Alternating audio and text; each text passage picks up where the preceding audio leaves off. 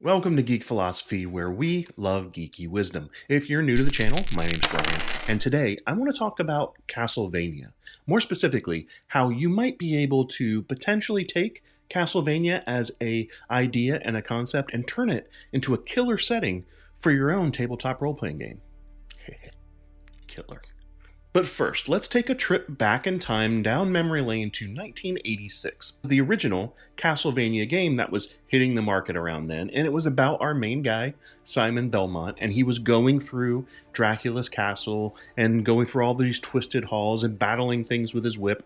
It was a pretty cool game. But fast forward to 1997, and that's where things really get interesting, in my opinion. Because after the many sequels of that original game, there was a new one that was released called Castlevania Symphony of the Night.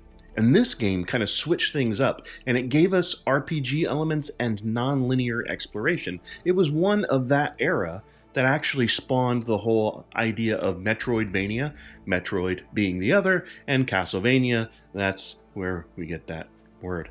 And from there, we had a lot more Castlevania games that were released, many of which really leaned into the role-playing aspect of the game. And, over time, Netflix launched their series. And this show gave us a deeper, grittier version of Castlevania, where Dracula goes to war with humanity after the church condemns his human wife, Lisa. I'm not going to spoil too much, but throughout the series, we meet some memorable characters. Of course, we've got the OG Trevor Belmont that's there, and he's the last in the line of monster hunters from the Belmont family. But we've also got characters like Sypha Belnades, who is this badass magician who has all these elemental powers, and Alucard, the son of Dracula. And, by the way, it pains me to say, when I was younger, I didn't realize that Alucard was Dracula backwards until someone pointed it out to me. Yeah, embarrassing. But the show is filled with a lot of other compelling characters too. We've got Carmella, the Vampire Queen, we've got Hector and Isaac, who are human forge masters that serve Dracula, and even that mysterious alchemist, Saint Germain. When you look at all of the elements in Castlevania, the fantasy setting, the storytelling, the diverse character archetypes, it's pretty clear how awesome this could be in a D&D campaign setting. Well, it may be obvious to say this, but I think we need to get dialed in about the setting. And I mean the setting in the literary or cinematic sense of the word.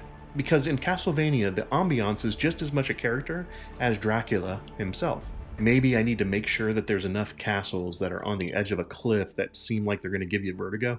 Or the forests that are just filled with monsters that you never see and there's a fog everywhere. But we're fortunate enough that from a gaming perspective, at least from a 5th edition or D&D perspective, but even previous editions of D&D, we have another adventure that is already kind of made for this with Curse of Strahd. So I highly recommend getting that if you want to port some things over for your own Castlevania campaign. You've got the eerie gothic atmosphere, you've got your antagonist, someone as powerful and compelling as a character like Dracula, and don't forget, you've got a range of terrifying creatures and moral dilemmas that you make in that game. So putting something together isn't just about fighting monsters, but also having heroes with personal stories that shape the adventure.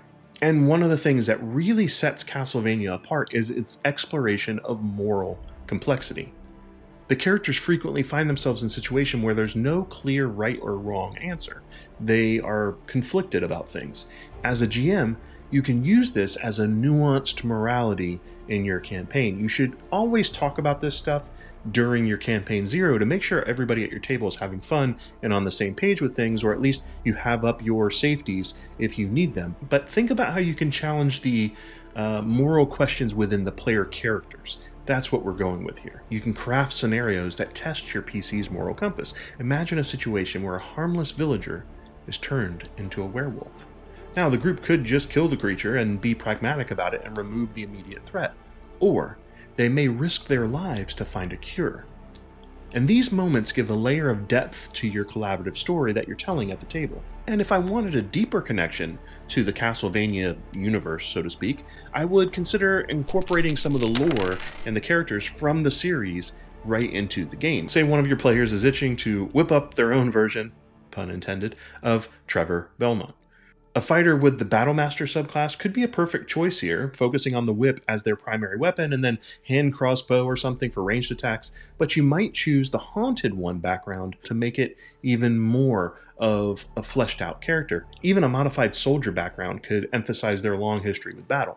But what about a player that is inspired by Saifa Belnades? The wizard or sorcerer class could capture her magical prowess. You could use a School of Evocation wizard or storm sorcerer, you could capture that elemental control, and you could also choose something like the sage or the cloistered scholar background to help emphasize the rigorous magical studies that she's been through.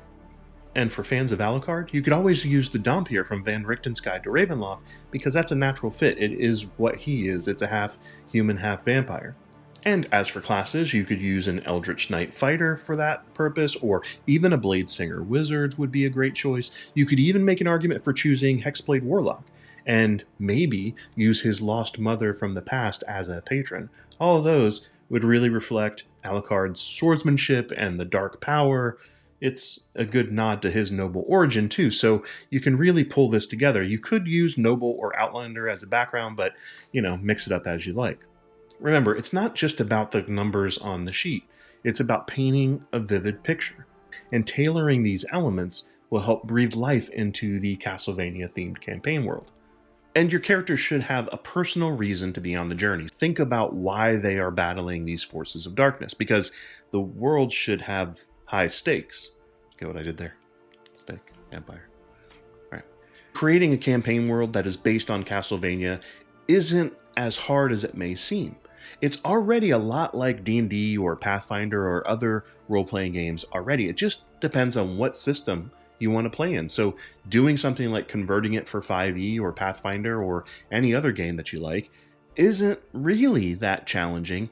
It's laid out that way already with the way that it has factions and classes and even the different races. And don't forget monsters. A lot of the monsters that you'll see in Castlevania already exist in the monster manuals or guides of existing tabletop role-playing games. But that's my take on it. What would you do? Leave your answer in the comments below. I'd love to hear your opinion on how you would adapt this for your own tabletop role-playing game. Now, if you found this video useful at all, please consider subscribing and liking and turning on the notifications and doing all those things. They really do help the channel. Before I wrap up, I want to leave you with an appropriate quote from Bram Stoker. We learn from failure, not from success. Cheers.